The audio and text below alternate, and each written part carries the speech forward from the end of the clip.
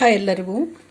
ಹಿಂದಿನ ವಿಡಿಯೋದಲ್ಲಿ ನಾನು ನೆಲ್ಲಿಕಾಯಿ ಬಳಸಿಬಿಟ್ಟು ಜ್ಯೂಸ್ ಯಾವ ಥರ ಮಾಡೋದು, ಅದರ ಪ್ರಯೋಜನ ಏನು ಎಲ್ಲವನ್ನು ನಾನು ಏನು ಮಾಡಿದ್ದೀನಿ ತಿಳಿಸ್ಕೊಟ್ಟಿದ್ದೀನಿ. ಇವಾಗ ಪ್ರತಿ ಸಲನೂ ಜ್ಯೂಸ್ ಮಾಡ್ಕೊಂಡು ಕುಡಿಲಿಕ್ಕೆ ಸಾಧ್ಯ ಆಗೋದಿಲ್ಲ. ಮತ್ತು ಇದನ್ನು ಹಾಗೆ ಇಟ್ಬಿಟ್ವಿ ಅಂತ ಹೇಳಿದ್ರೆ ಏನಾಗ್ಬಿಡುತ್ತೆ, ಈ ನೆಲ್ಲಿಕಾಯಿ ಈ ಥರ ಕೆಟ್ಟು ಹೋಗೋ ಚಾನ್ಸಸ್ ಇರುತ್ತೆ. ಹೌದಾ, ಹಾಳಾಗ್ಬಿಡುತ್ತೆ ಇದು. ಹಾಗಾಗಿ ಈ ನೆಲ್ಲಿಕಾಯಿನ ಹಾಳಾಗದೆ ಬಹಳಷ್ಟು ದಿನ ನಾವು ಇದ್ರ ಉಪಯೋಗ ಪಡ್ಕೋಬೇಕಂತ ಹೇಳಿದ್ರೆ ನಿಮಗೆಲ್ಲ ಗೊತ್ತಿದೆ. ಇದರದ್ದು ಚಟ್ನಿ ಮಾಡ್ತೇವೆ, ಉಪ್ಪಿನಕಾಯಿ ಮಾಡ್ತೇವೆ, ಮತ್ತು ಇದನ್ನು ಹೆಚ್ಚಿ ಬಿಸಿಲಲ್ಲಿ ಒಣಗಿಸಿಡ್ತೇವೆ. ಮತ್ತು ಉಪ್ಪು ನೀರಲ್ಲಿನೂ ಸಹಿತ ಸುಮಾರಷ್ಟು ದಿನ ನಾವು ಇದನ್ನ ಏನು ಮಾಡ್ಬೋದು, ಸಂರಕ್ಷಣೆ ಮಾಡಿಡ್ಬೋದು. ಹೌದಾ, ಅದೇ ಥರ ಇನ್ನೊಂದು ವೇದಲ್ಲಿ ಈ ನೆಲ್ಲಿಕಾಯಿನ ಸಂರಕ್ಷಣೆ ಮಾಡಿಡೋದು ಹೇಗೆ ಅನ್ನೋದನ್ನು ನಾನು ನಿಮಗೆ ಇವತ್ತಿನ ವಿಡಿಯೋದಲ್ಲಿ ತೋರಿಸ್ಕೊಡ್ತಾ ಇದ್ದೀನಿ. ಅದಕ್ಕಾಗಿ ನಾನೀಗ ಒಲೆ ಮೇಲೆ ನೀರನ್ನು ಕಾಯ್ಲಿಕ್ಕೆ ಇಟ್ಟಿದ್ದೀನಿ. ಇದನ್ನು ಹೌದಾ, ಕಾಯೋ ನೀರಿನಲ್ಲಿ ಆ್ಯಕ್ಚುಲಿ ನಾವು ಇಡ್ಲಿ ಬೇಯಿಸ್ತೇವಲ್ಲ ಆ ಥರ ಹಬೆಯಲ್ಲಿ ಇದನ್ನು ಬೇಯಿಸ್ಕೋಬೇಕು. ಇಡ್ಲಿ ಸೆಟ್ ಮತ್ತೆಲ್ಲ ಅದನ್ನು ಮೇಲಿಂದ ತೆಗೆಯೋದು ಅಂಥೇಳಿ ನಾನು ಈ ಥರ ಬಾಣಲೆಯಲ್ಲಿ ನೀರಿಟ್ಬಿಟ್ಟು ಜಾಣಗಿಯಲ್ಲಿ ಇದನ್ನು ಎಲ್ಲ ನೆಲ್ಲಿಕಾಯಿನ ಹಾಕಿಬಿಟ್ಟು ಮುಚ್ಚಳ ಮುಚ್ಚಿ ಇದನ್ನೇನು ಮಾಡ್ತೇನೆ, ನಾನು ಬೇಯಿಸ್ತೇನೆ. ಇಡ್ಲಿ ಯಾವ ಥರ ಬೇಯಿಸ್ತೇವೆಲ್ಲ ಉಗಿಯಲ್ಲಿ ಹಬೆಯಲ್ಲಿ ಆ ಥರ ಇದನ್ನು ಬೇಯಿಸ್ತೇನೆ. ಮುಂದಿನ ಪ್ರೊಸೀಜರ್ ಏನಂತ ನಾವು ನೋಡೋಣ. ಇದು ಚೆನ್ನಾಗಿ ಒಂದು 5 ರಿಂದ 10 ನಿಮಿಷ ಹಬೆಯಲ್ಲಿ ಏನಾಗಬೇಕಿದು ಕ್ಲೀನಾಗಿ ಮೆತ್ತಗಾಗೋ ಥರ ಬೇಯಬೇಕಿದು ಫಸ್ಟು. ಈ ನೆಲ್ಲಿಕಾಯಿನ ಹಬೆಯಲ್ಲಿ ಬೇಯಲಿಕ್ಕೆ ಇಟ್ಟಿದ್ದೆ. ಒಂದು 5 ನಿಮಿಷ ಇದು ಹಬೆಯಲ್ಲಿ ಏನಾಗಿದೆ, ಚೆನ್ನಾಗಿ ಬೆಂದಿದೆ ನೋಡಿ. ಹೌದಾ, ಇಷ್ಟು ಕ್ಲೀನಾಗಿ ಬೆಂದರೆ ಸಾಕು. ತುಂಬ ಚೆನ್ನಾಗಿ ಇಡ್ಲಿ ಪಾತ್ರೆಯಲ್ಲಿ ಇಟ್ರಂತೂ ಇನ್ನೂ ಚೆನ್ನಾಗಿ ಬೇಯುತ್ತೆ ಇದು. ಹೌದಾ, ಇಷ್ಟು ಚೆನ್ನಾಗಿದು ಬೆಂದರೆ ಸಾಕು. ಇವಾಗ ಮುಂದಿನ ತಯಾರಿಯಲ್ಲಿ ನಾನು ಇದಕ್ಕೆ ಬೇಕಾಗಿರೋ, ನೀವು ಬೆಲ್ಲ ಸಕ್ಕರೆ ಏನಾದರೂ ಬಳಸ್ಬೋದು.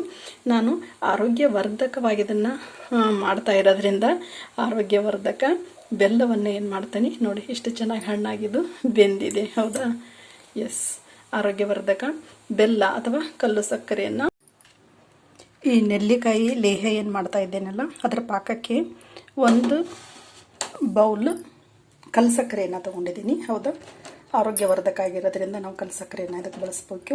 ಮತ್ತು ಬೆಲ್ಲ ಅಥವಾ ಕಲ್ಲು ಸಕ್ಕರೆ ಎರಡರಲ್ಲಿ ಯಾವುದಾದ್ರೂ ನೀವು ತೊಗೋಬಹುದು. ನಾನು ಅದು ಅರ್ಧ ತೊಗೋತಾ ಇದ್ದೀನಿ. ಹೌದಾ, 1 ಬೌಲ್ ಬೆಲ್ಲ ತೊಗೋತಾ ಇದ್ದೀನಿ. ನಾವು ಪೂರ್ತಿ ಬೆಲ್ಲ ತೊಗೊಂಡ್ರೆ ಸ್ವಲ್ಪ ಕಲರ್ ಇದಾಗುತ್ತೆ ಅದು. ಹಾಗಾಗಿ 1 ಬೌಲ್ ಬೆಲ್ಲ, 1 ಬೌಲ್ ಕಲ್ಲು ಸಕ್ಕರೆಯನ್ನು ನಾನು ತೊಗೊಂಡಿದ್ದೀನಿ. ಮತ್ತು ಇದಕ್ಕೆ ನೆಲ್ಲಿಕಾಯಿ ಲೇಹಕ್ಕೆ ನಾವೇನು ಮಾಡಬೇಕು, ಒಂದು ಪೌಡರನ್ನು ತಯಾರಿ ಮಾಡಬೇಕು. ಆ ಪೌಡರಿಗೆ ನಾನಿಲ್ಲಿ 1 ಸ್ಪೂನ್ ಬಡಿ ಸೋಂಪು ಕಾಳು ಅಂತ ಹೇಳ್ತಾವಲ್ಲ. ಹೌದಾ, 1 ಸ್ಪೂನ್ ಸೋಂಪು ಕಾಳು, 1 ಸ್ಪೂನ್ ಜೀರಿಗೆ, 1 ಸ್ಪೂನ್ ಕಾಳು ಮೆಣಸು, ಮತ್ತು 8 ಏಲಕ್ಕಿ, ಮತ್ತು ಒಂದು 10 ರಿಂದ 15 ಲವಂಗವನ್ನು ಇಲ್ಲಿ ಎತ್ತಿಟ್ಕೊಂಡಿದ್ದೀನಿ. ಇವುಗಳನ್ನು ನಾವು ಪೌಡರ್ ಮಾಡಬೇಕು. ಹಾಗಾಗಿ ಇದನ್ನು ಏನು ಮಾಡ್ತಾ ಇದ್ದೀನಿ, ಇವಾಗ ಬಿಸಿ ಮಾಡ್ತಾ ಇದ್ದೀನಿ ತವಾದಲ್ಲಿ. ಇದನ್ನು ಬಿಸಿ ಮಾಡಿಬಿಟ್ಟು ಸಣ್ಣ ಮಿಕ್ಸಿ ಜಾರಿಗಾದರೂ ಹಿಡ್ಕೊಳ್ಳಿ, ಇಲ್ಲ ಪ್ರಮಾಣ ಕಡಿಮೆ ಆಗುತ್ತೆ ಅಂತ ಹೇಳಿದ್ರೆ ನಾವು ಹಾಗೆ ಏನು ಮಾಡ್ಬೋದು, ಇದನ್ನು ಜಜ್ಕೋಬೋದು. ರುಬ್ಬೋ ಕಲ್ಲು ಇರುತ್ತಲ್ಲ, ಹೌದಾ, ಅದರಲ್ಲಿನ ಬೆಳ್ಳುಳ್ಳಿ ಎಲ್ಲ ಜಜ್ತೇವಲ್ಲ ಅದರಲ್ಲೇನು ನಾವೇನು ಮಾಡ್ಬೋದು, ಇದನ್ನು ಜಜ್ಕೋಬೋದು. ಈ ಕಾಳನ್ನು ಸ್ವಲ್ಪ ಬಿಸಿ ಮಾಡಿ ಇದನ್ನು ಪೌಡ್ರ್ ಮಾಡ್ಕೋತೀನಿ. ಜೊತೆಗೆ ಇವೆರಡನ್ನು ಏನು ಮಾಡಬೇಕಿದೆ, ಬಾಣಲೆಗೆ ಹಾಕಿಬಿಟ್ಟು ಒಂದು ಏನು ಬೆಲ್ಲದ ಪಾಕ ಅಂತವಲ್ಲ, ಜಸ್ಟ್ ಒಂದು ಬೆಲ್ಲದ ಪಾಕದಲ್ಲಿ ನಾವು ಈ ಬೇಯಿಸಿಟ್ಕೊಂಡಿರೋ ನೆಲ್ಲಿಕಾಯಿಗಳನ್ನು ಹಾಕಬೇಕು.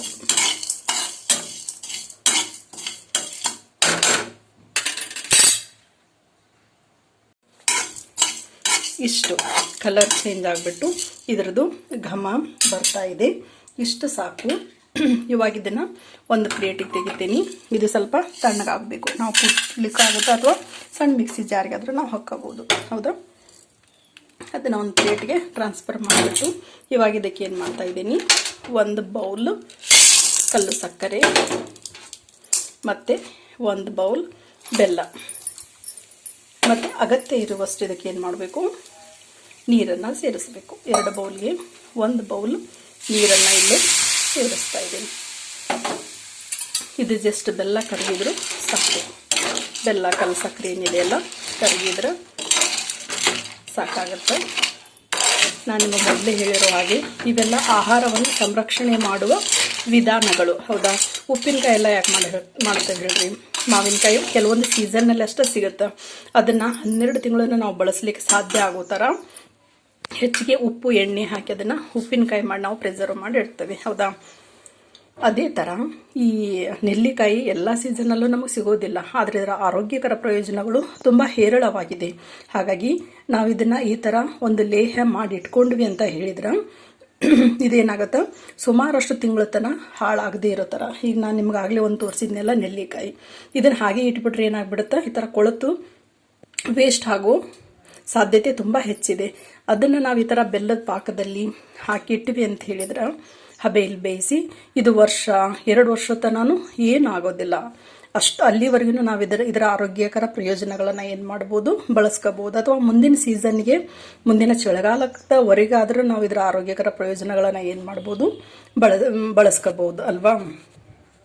ಎಸ್, ನೆಲ್ಲಿಕಾಯಿ ನಾವೇನದನ್ನು ಹಬೆಯಲ್ಲಿ ಬೇಯಿಸಿಟ್ಕೊಂಡಿದ್ವಲ್ಲ ಅದನ್ನು ಬೀಜ ಎಲ್ಲ ಸಪ್ರೇಟ್ ತೆಗೆದಿದ್ದೀನಿ. ಈ ನೆಲ್ಲಿಕಾಯಿ ಅಷ್ಟೇ ಬೆಂದಿರೋದನ್ನು ಈ ಥರ ಸಪ್ರೇಟ್ ಮಾಡಿಟ್ಟಿದ್ದೀನಿ. ನಾವೇನು ಗ್ಯಾಸಿನ ಮೇಲೆ 1 ಬೌಲ್ ಬೆಲ್ಲ ಮತ್ತು 1 ಬೌಲ್ ಕಲ್ಲು ಸಕ್ಕರೆಯನ್ನು ಕುದಿಲಿಕ್ಕೆ ಇಟ್ಟಿದ್ದೀವಲ್ಲ ನೋಡಿ, ಚೆನ್ನಾಗಿ ಬೆಲ್ಲ ಕರಗಿದೆ. ಇಷ್ಟಾದರೂ ಸಾಕಿದೇನು, ಆಣಾಗೋದೇನು ಬೇಡ. ಇದಕ್ಕೆ ನಾವೇನು ಎಲ್ಲ ಯಾಲಕ್ಕಿ, ಲವಂಗ ಮತ್ತು ಕಾಳು ಮೆಣಸು, ಬಡೆ ಸೊಪ್ಪು, ಜೀರಿಗೆ ಎಲ್ಲವನ್ನು ಹುರಿದಿದ್ನಲ್ಲ ಅದನ್ನು ಪೌಡರ್ ಮಾಡಿದ್ದೀನಿ. ಅದನ್ನು ಸಹಿತ ಇದಕ್ಕೆ ಸೇರಿಸ್ತಾ ಇದ್ದೀನಿ. ಜೊತೆಗೆ ನಾವಿದನ್ನು ಎತ್ತಿಟ್ಟಿರೋ ನೆಲ್ಲಿಕಾಯಿ ಇದನ್ನು ಇದಕ್ಕೆ ಸೇರಿಸಿ ಚೆನ್ನಾಗಿ ಏನು ಮಾಡಬೇಕು, ಮಿಕ್ಸ್ ಮಾಡಬೇಕು. ಇದು ಚೆನ್ನಾಗಿ ಮಿಕ್ಸ್ ಆಯಿತು ಅಂತ ಹೇಳಿದ್ರೆ ನೀವೊಂದು ಗಾಜಿನ ಬಾಟಲ್ ಏರ್ ಟೈಟ್ ಕಂಟೈನರ್ಗೋ ಎದಕ್ಕೋ ಹಾಕಿಟ್ರಿ ಅಂತ ಹೇಳಿದ್ರೆ ನೀವು ಮುಂದಿನ ಸೀಸನ್ ನೆಲ್ಲಿಕಾಯಿ ಸಿಗೋ ತನಕ ಇದನ್ನು ನಾವೇನು ಮಾಡ್ಬೋದು, ಪ್ರಿಸರ್ವ್ ಮಾಡಿಡೋದ್ರ ಜೊತೆಗೆ ಇದರ ಎಲ್ಲ ಆರೋಗ್ಯಕರ ಪ್ರಯೋಜನಗಳನ್ನು ನಾವೇನು ಮಾಡ್ಬೋದು, ಪಡ್ಕೋಬಹುದು ಅಲ್ವಾ.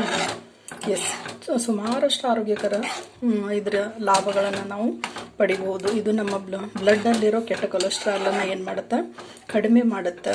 ವಿಟಮಿನ್ ಸಿ ಕಿತ್ತಳೆ ಹಣ್ಣಿಗಿಂತನೂ ಒಂದು 20% ಹೆಚ್ಚಿದ್ರಲ್ಲಿ ಏನಿದೆ, ವಿಟಮಿನ್ ಸಿ ಅಂಶ ನಮ್ಗೆ ಸಿಗುತ್ತೆ. ಮಧುಮೇಹಿಗಳ ಇನ್ಸುಲಿನ್ ಲೆವೆಲನ್ನು ನಿಯಂತ್ರಣ ಮಾಡಲಿಕ್ಕೆ ಸಹಾಯ ಆಗುತ್ತೆ. ಕಣ್ಣು ಮತ್ತು ಕೂದಲಿನ ಆರೋಗ್ಯವನ್ನು ಇದು ರಕ್ಷಿಸುತ್ತೆ. ಇಮ್ಯುನಿಟಿ ಬೂಸ್ಟರ್ ಆಗಿದ್ದು ಸಹಾಯ ಮಾಡುತ್ತೆ. ಆರೋಗ್ಯಕರ ಪ್ರಯೋಜನಗಳ ಜೊತೆಗೆ ಸೌಂದರ್ಯವರ್ಧಕ. ಹೌದಾ, ಕೂದಲು ಉದುರೋ ಸಮಸ್ಯೆ ಇದಕ್ಕೆಲ್ಲನೂ ಏನು ಮಾಡುತ್ತೆ, ರಾಮಬಾಣದಂತೆ ಇದು ನಮಗೆ ಸಹಾಯ ಮಾಡುತ್ತೆ. ಹೌದಾ, ಇಷ್ಟೆಲ್ಲ ಆರೋಗ್ಯಕರ ಪ್ರಯೋಜನ ಇರುವ ನೆಲ್ಲಿಕಾಯಿ, ಬೆಟ್ಟದ ನೆಲ್ಲಿಕಾಯಿಯನ್ನು ನಾವು ಈ ಥರ ಸಂರಕ್ಷಣೆ ಮಾಡಿಕೊಂಡು ಎಲ್ಲ ಸೀಸನ್ನಲ್ಲಿನೂ ನಾವು ಇದನ್ನು ಬಳಸಬಹುದು ಅಲ್ವಾ.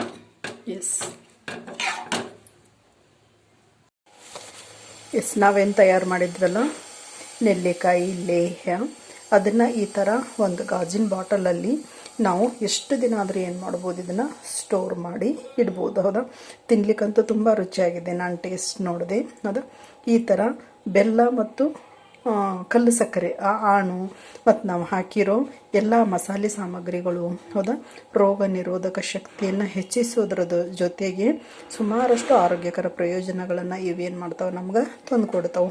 ಜೊತೆಗೆ ನೆಲ್ಲಿಕಾಯಿ ಹಾಳಾಗದೇ ಇರೋ ಥರ ಇದನ್ನು ಸಂರಕ್ಷಣೆ ಮಾಡಿಕೊಂಡು ಇದರ ಆರೋಗ್ಯಕರ ಪ್ರಯೋಜನಗಳನ್ನು ನಾವೇನು ಮಾಡ್ಬೋದು, ಪಡೀಲಿಕ್ಕೆ ಸಾಧ್ಯ ಆಗುತ್ತೆ. ಹೌದಾ, ಇವತ್ತಿನ ವಿಡಿಯೋ ತಮಗೆಲ್ಲ ಖಂಡಿತ ಇಷ್ಟ ಆಯಿತು ಅಂತ ಭಾವಿಸ್ತಾ ಇವತ್ತಿನ ವಿಡಿಯೋನ ಮುಗಿಸ್ತಾ ಇದ್ದೀನಿ.